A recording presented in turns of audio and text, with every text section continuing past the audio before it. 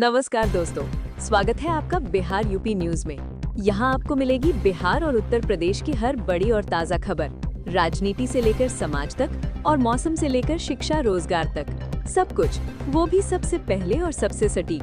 तो चलिए शुरू करते हैं आज की बड़ी खबरें। बहराइच जिले के मंझारा तौकली गांव में एक वुल्फ ने घर के बाहर बांधी गाय भैंसों पर हमला किया और एक बकरी भी उठाकर ले गया। ग्रामीणों ने पीछा किया लेकिन वुल्फ जंगल में घुस गया। वन विभाग ने थर्मल ड्रोन व कैमरा जाल लगाकर खोज अभियान शुरू किया। बिहार चुनाव 2025 के लिए खुद को मजबूत दिखाते हुए एलजेपी के नेता चिराग पासवान ने गुणवत्ता पर मात्रा की नीति अपनाई है। एनडीए में सीट बांटते समय उन्होंने सुनिश्चित जीत की सीटों की मांग की है। साथ ही मुख्यमंत्री पद की संभावनाओं पर भी संकेत दिए हैं। लखनऊ में एक व्यक्ति ने अपनी 8 महीने की गर्भवती पत्नी को 100 रुपए की राशि देने से मना करने पर चाकू से हमला किया, जिससे उसकी मौत हो गई। उसकी मां भी घायल हुई है। पुलिस ने आरोपी को गिरफ्तार कर लिया है और मामले की तफ्तीश जारी है। बिहार की मुख्यमंत्री नीतीश कुमार 22 सितंबर को मुख्यमंत्री महिला रोजगार योजना के अंतर्गत 5,000 करोड़ रुपए सीधे बैंक खातों में 50 लाख महिलाओं को हस्तांतरित करेंगे। इस योजना का उद्देश्य आर्थिक सशक्तिकरण और महिलाओं को स्वरोजगार की ओर प्रेरित करना है। यूपी अंतर्राष्ट्रीय व्यापार मेले यूपी ITES 2025 में मुख्यमंत्री युवा योजना के तहत 27 विश्वविद्यालयों के साथ MOU होंगे।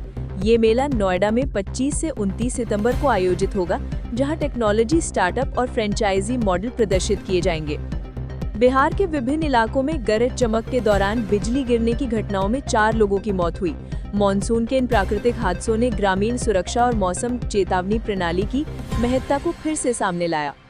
2023 में मथुरा वृंदावन में लगभग 7.9 करोड़ पर्यटक आए, जिनमें से करीब 43 लाख ने रुक कर रात गुजारी। खर्च लगभग 15,380 करोड़ रुपए हुआ। 2030 तक इन शहरों में ये संख्या और आय दोनों कई गुना बढ़ने की उम्मीद है। बिहार में आर्थिक अपराध इकाई EOU ने साइबर अपराधों का सामना करने हेतु स्पेशल ऑपरेशन सेल गठित किया है। 825 से अधिक पुलिसकर्मी पहले ही डिजिटल अपराधों की जांच प्रशिक्षण में शामिल हो चुके हैं। उत्तर प्रदेश सरकार ने चंदौली, सोनभद्र, श्रावस्ती, बहराइच, सिद्धार्थनगर, चित्रकूट, फतेहपुर आदि 8 जिलों को बाल श्रम मुक्ति के लिए प्राथमिकता द्वार घोषित किया है। विशेष प्रशिक्षण कार्यक्रम और शिक्षा की सुविधा बढ़ाने की योजना है। दरभंगा में सारा मोहम्मद गांव में डायरिया का प्रकोप फैल गया है। लगभग 150 लोग बीमार हुए और 2 की मौत हुई। ग्रामीणों का स्वास्थ्य विभाग पर समय पर कार्यवाही नहीं करने का आरोप है। जांच और उपचार के लिए स्वास्थ्य शिविर लगाया गया। लखनऊ के एक क्लब में शराब और मारपीट के बाद विवाद बढ़ा और एक युवक ने बाउंसरों पर पिस्टल से हवा में गोली चलाई। 2 बाउंसर घायल हुए, 4 लोग गिरफ्तार हुए। घटना ने क्लबों में सुरक्षा एवं कानूनी हस्तक्षेप की आवश्यकता को उजागर किया।